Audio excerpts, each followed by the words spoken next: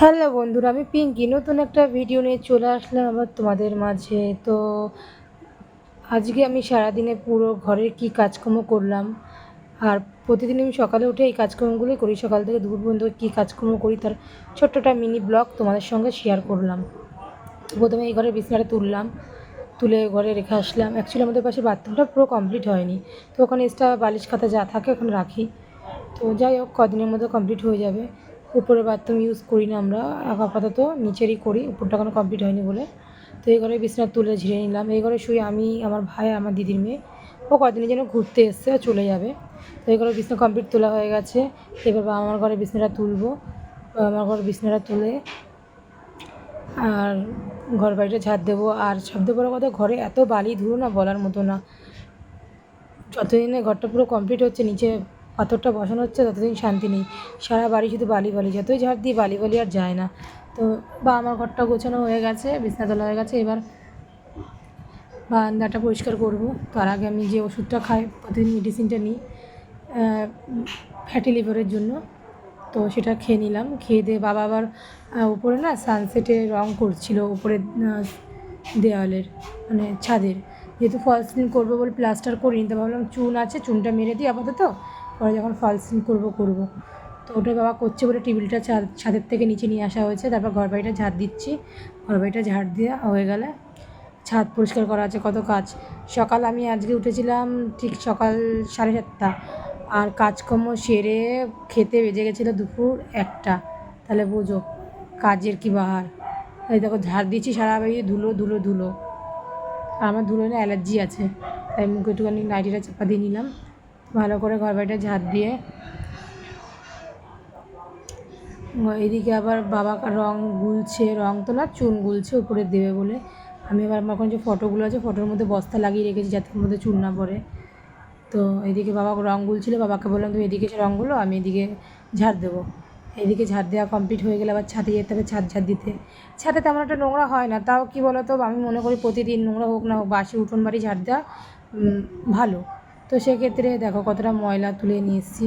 ধুলো দেখেছো, চারিদিকে ধুলো। এদিকে মা বলছে জল মেরে ঝাড় দিতে, আমি মাকে বললাম জল মেরে ঝাড় দিলে ধুলো বসে যাবে, ওর এমনি ঝাড় দিয়ে ভালো। চলে গেলাম ছাদের সিঁড়িগুলোতে ঝাড় দিতে।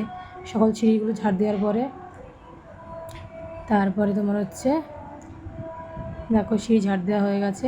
নিচে সিঁড়িগুলো এবার ঝাড় দেবো। দেওয়ার পরে রান্নাঘরের নিচে, রান্নাঘরটাও পরিষ্কার করতে হবে। তো ওটার ভিডিও তোমাদের সাথে শেয়ার করবো, এর মধ্যেই রয়েছে। তো প্রথমে যাব ছাদে। এই ঘরে কমপ্লিট হয়ে গেছে গোছানো ফাইনালি। এবার যাব ছাদে। ছাদটা দেখো পরিষ্কার, তাও আমি ঝাড় দেবো। ঝাড় না দিলে মনে খুঁতখুঁতানি যায় না। এই যে টেবিলটা ছিল না, টেবিলটা যেহেতু বাবা বের করে নিয়ে যায়, ওর টেবিলের তলে যা যা জিনিসপত্র ছিল সব এক জায়গায় দলা করে রেখেছে, তাই ভালো একটুখানি গুছিয়ে দিই। তো ওটাই গুছাচ্ছিলাম। গোছানোর পরে ছাদটা ঝাড় দেবো। আমাদের গাছে না প্রচুর ফুল ফোটে। আগে না লোকে মানে যে বাড়িতে যেতে হতো ফুল আনতে, কিনা ফুল দিয়ে পোষাতো না। কার বাড়িতে গেলে কেউ দিত কি দিত না, মানে পেতাম না আর কি, তুলে নিত। তো সেক্ষেত্রে এখন আর সেই সমস্যাটা নেই। এখন গাছে এত পরিমাণে ফুল ফোটে, সাজি ভরা ফুল, ফুলের অভাব হয় না।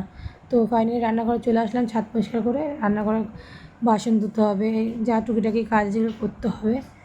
তো আমাদের রান্নাঘর অবস্থাটা দেখতেই পাচ্ছ, কী অবস্থা, কালার ফালার চুটে গেছে। তো এখন আপাতত কোনো কিছু হাত দিইনি, যেহেতু রান্নাঘর অনেক কাজ বাকি আছে, তো একবারে হাত দেবো। তো তার মধ্যে যেটুকু গুছিয়ে গাছিয়ে করা যায়।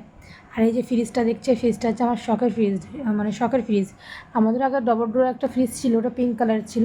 তো ওটা না আমার হচ্ছে মানে ভালোই ছিল। যখন এই ফ্রিজটা নিয়েছি তখন ওই ফ্রিজটা বিক্রি করে দিয়েছি।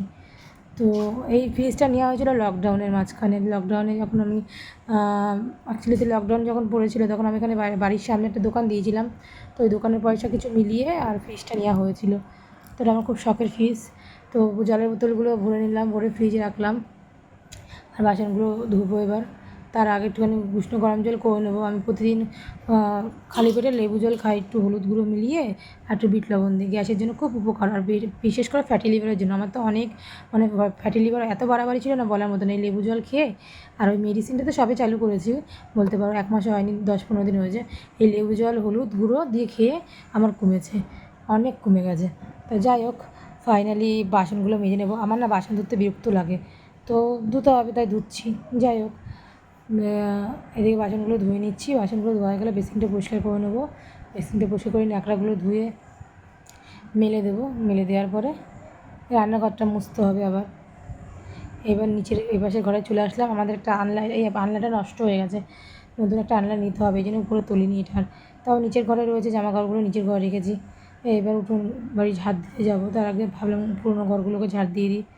সব ঘর ঝাড় দিয়ে মোছা প্রতিদিন পুরো সব ঘরেই পোছা লাগাই, কিন্তু আজকে না পুরো ঘরে পোছা লাগাতে ইচ্ছা করলো না, শুধু রান্নাঘরটা না করলে নয়, তাই পোছা লাগালাম।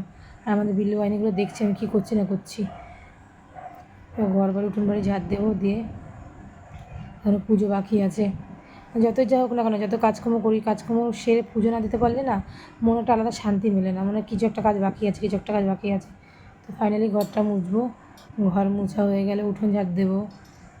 একটা সংসারে এত কাজ, মানে সকাল 7:30টায় উঠেও দুপুর 1টা বেজে যাচ্ছে খাবার খেতে, তাহলে বোঝো। সত্যি অনেকে বলে সংসারে এমন কী কাজ থাকে, যারা করে তারাই বোঝে সংসারে কী এমন কাজ থাকে। ফাইনালি এই ঘরটা মোছা হয়ে গেল। এবার আমার বিল্লিটা তো একবার নিচে নামছে, উঠছে এই করছে।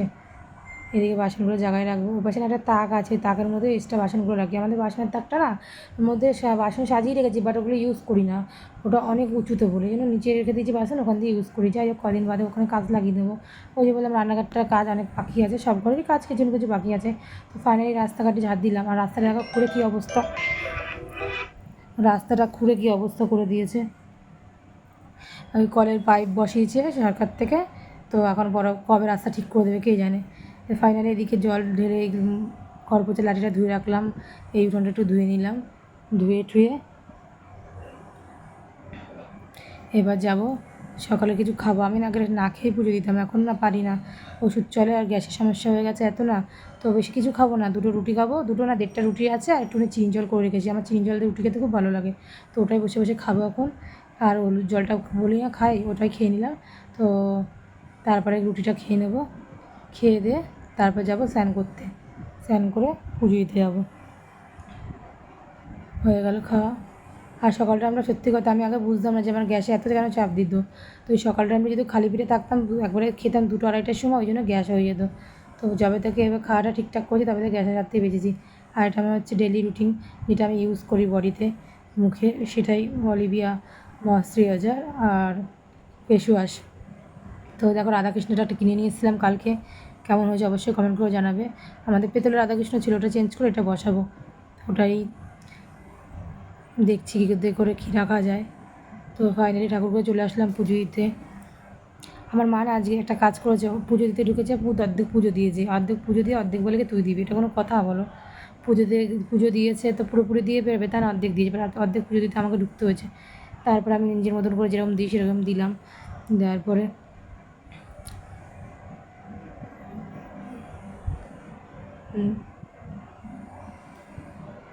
কারা কারা আমার মতো পুজো দিতে ভালোবাসে অবশ্যই কমেন্ট করে জানাবে, ঠিক আছে বন্ধুরা? আমার তো পুজো দিতে খুব ভালো লাগে। তো ফাইনালি আমার পুজো দেওয়া, আমার পুজো দিতে না অনেকটু টাইম লাগে, 1 ঘন্টার মতন তো লাগেই, ওই জন্য যখনই পুজো দিতে ঢুকি একটু টাইম হাতে নিয়ে ঢুকি। বাড়ি থাকলে তো আমিই পুজো দিই 2 বেলা, যদি বাড়ি না থাকে তাহলে একবেলা আমি পুজো দিই, একবেলা মা বাবা দিদির মেয়ে যে কেউ একজন, ভাই যে কেউ একজন দিয়ে দেয়।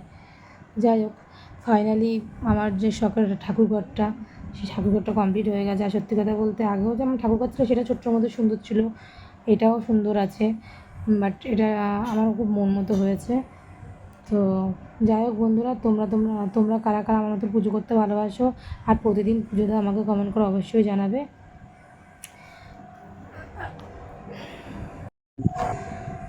আর আমি না যে বক্সটা বলেছিলাম না নিয়ে এসেছি, বক্সটার গানটা মানে বাজাচ্ছি আর চার্জ দিতে ভুলে গেছি। প্রথম যেহেতু নতুন বক্স ছিল তো চার্জ দেওয়া হয়নি কোনো কারণে, তো আমাকে দোকান থেকেও বলেনি যে 1-1.5 ঘন্টা চার্জ দিয়ে রাখতে হবে, তো গানটা চালানো মাত্রই না শুধু বলছে লো ব্যাটারি লো ব্যাটারি, ওটাই তো বারবার চেক করছিলাম। আর পুজো করতে করতে না মানে একটু গান চলে বেশ ভালোই লাগে আমার। আর এই নাইটিটা না পুজোর সময় নিয়েছিলাম, নাইটিটা কেমন হয়েছে অবশ্যই কমেন্ট করে জানাবে। আমার না লাল কালারটা খুব ভালো লাগে। আর দেখো আমার ঠাকুর ঘরের সব বেশিরভাগই কিন্তু লাল লাল লাল, আর আমার নাইটিটাও তার সঙ্গে ম্যাচিং হয়ে গেছে।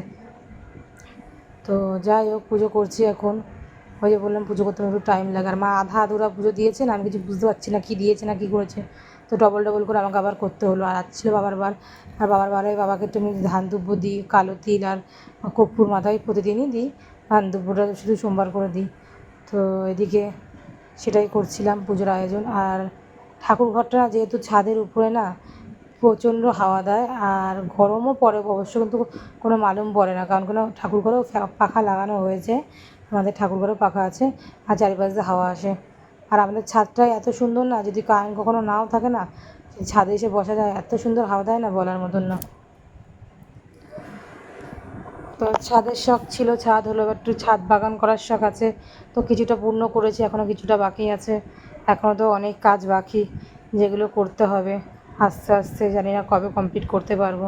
এদিকে দেখো তুলসী তলাটা আমি ঘরের ভিতরেই বারান্দায় নিয়ে এসেছি, ছাদের মধ্যে প্রথমে ছিল, তারপর বললাম না এদিকটা জায়গা রয়েছে তখন এই জায়গাটা রাখি, তো সেখানেই পুজো করলাম, করার পরে এবার চলে এলাম আবার ঠাকুর ঘরের ভিতরে, ভিতরের থেকে এবার আবার ঠাকুরঘরের ভিতরে চলে আসলাম, এবার ঠাকুরঘরে পুজো করব, পুজোটা করার পরে আবার নিচে গিয়ে রান্না করতে হবে।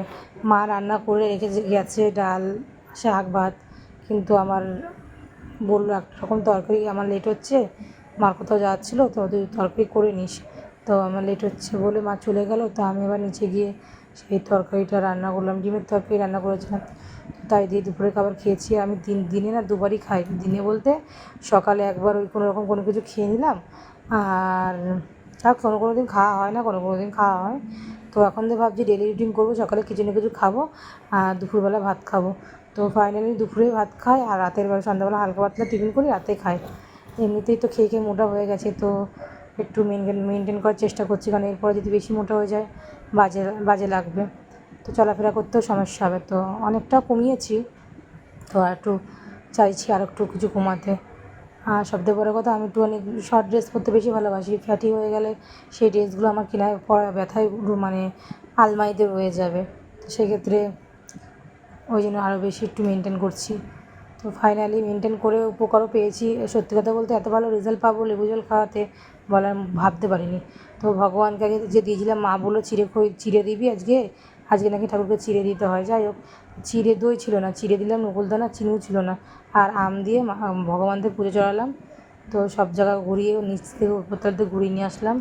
আর একদম নিচের তলায় না দুধ দিতে যাওয়া হয় না, শুধু বেডরুমগুলোতে যাওয়া হয়, কারণ তিনতলা ভেঙে বারবার নিচে যাওয়া সমস্যা হয়ে যায়, তো যেটুকু পারি সেটুকু উপর থেকেই দেখাই। তো ফাইনালি এদিকে ধূপধুনো দেখাচ্ছি, আর বললাম যে পুজো করতে আমার একটু টাইম লাগে, ওই জন্যই। আর সবথেকে বড়ো কথা, আমার না সকালবেলা উঠে ঠাকুরের গান চালিয়ে দিয়ে কাজকর্ম করতে খুব ভালো লাগে, আমিও ঘরের মধ্যে হোম থিয়েটার চালিয়ে দিয়ে আগে ঘরে কাজকর্ম করি, তারপরে হচ্ছে ঠাকুর ঘরে যেহেতু বক্স নিয়ে এসেছি, এখন বক্স চালিয়ে আগেও চালাতাম, নষ্ট হয়ে গেছিলো আগের বক্সটা, তো আবার নতুন কিনেছি, তো আজ থেকে আর সেই বক্স চালিয়ে আবার পুজো করবো, একটা মনে আলাদা শান্তি মিলে। তো ফাইনালি পুজো করা হয়ে গেছে, প্রসাদ তুলে নিয়েছি, ঘর মা যেহেতু সকালে মুছেছিল, আমি এনারা মুছিনি, আর এখন আমি শুধু ঝাড় দেবো, ঝাড় দিয়ে আবার মোছা লাগিয়ে ঢোকা মাত্র সেই জন্য মুছিনি, আবার বেরোনোর সময় মুছে বেরাবো, যাতে বিকালবেলা মুছতে না হয়, সন্ধ্যাবেলা শুধু ঝাড় দিলে হয়ে যায়। তো প্রথমে বালি যাচ্ছিলো না, তো চারিদিক থেকে ধুলোবালি আসে, তো ঝাড় দিলাম ভালো করে, ঝাড় দেওয়ার পরে এবার বালতি নিয়ে এসে ঘরটা মুছবো। আর সবথেকে বড়ো কথা কী বলো তো, আমার না মানে একটু কাজ পরিষ্কার না হলে না ভালো লাগে না, আমি চাই সারাক্ষণ ঘর পুরো একদম টিপটপ থাকবে, শুধু সকালে ঘুম থেকে উঠে খাবো দাবো, স্নান করবো, ব্যাস, তার পুজো করলাম, কাজ শেষ, কিন্তু সেটা আর হয় না, যতই ভাবি না কেন গুছিয়ে কাছিয়ে শুই, সকালে উঠে গুছানো কাজ থাকলেও না কাজের শেষ হয় না, কাজ করতেই হয়, মানে এমন হয় 6:30 7টার সময় উঠি আর পুজো দিয়ে খেতে খেতে 1টা বেজে যায়, তাহলে বুঝো কত কাজ করতে হয়।